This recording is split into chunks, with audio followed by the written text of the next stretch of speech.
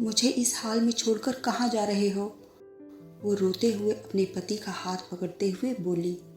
कहीं भी जाऊं, तुझे क्या? पति ने झटके से हाथ छुड़ा लिया। मेरा क्या होगा? मेरी तरफ से जो मर्जी है कर, कहते हुए वो दरवाजे के बाहर निकल गया।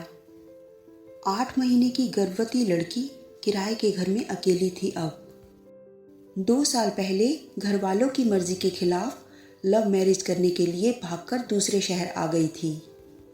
शादी के शुरुआती दिन बहुत अच्छे से बीते, पर धीरे धीरे लड़के का व्यवहार बदलने लगा।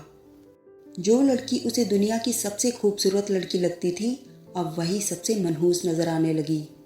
और लड़का उस लड़की से छोटी छोटी बात पर लड़ने लगा और लड़की को छोड़ने की धमकी देने लगा। ससुराल का पता नहीं था, मायके वालों से भी बातचीत खत्म थी। इस हालत में लड़की के पास कोई रास्ता नहीं था। अचानक से उसे अपने पापा याद आने लगे। पापा की जान थी वो। तू जल्दी में हमेशा गलती करती है, कभी तो सोच समझकर फैसला लिया कर। इस जल्दबाजी में कभी तू बड़ा धोखा खाएगी। पापा, आप हो ना संभालने के लिए, कहते हुए वो पापा के गले लग जाती। पापा का सारा गुस्सा भाप बनकर उड़ जाता।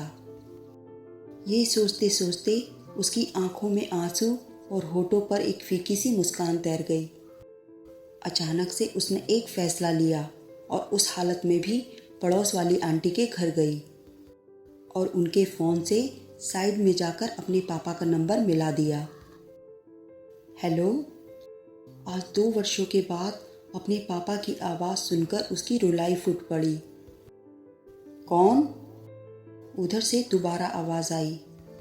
पापा, मैं आपकी नादान बेटी। दूसरी तरफ लंबी खामोशी छा गई। पापा, प्लीज़ एक बार संभाल लीजिए, ज़िंदगी में दोबारा गलती नहीं होगी। कोई जवाब ना पाकर उसने फ़ोन काट दिया और आंटी से अपने आंसू छुपाते हुए कमरे में आ गई। तनाव की वजह से बेड पर लेटे लेटे ही बेहोश हो गई। न जाने कब होश आया। जब होश आया तो देखा, अब अस्पताल के एक बेड पर थी वो। सिर पर जाने पहचाने हाथों के स्पर्श से उसने चौंक कर देखा तो उसकी माँ सिर के पास बैठी बेटी का सिर सहला रही थी।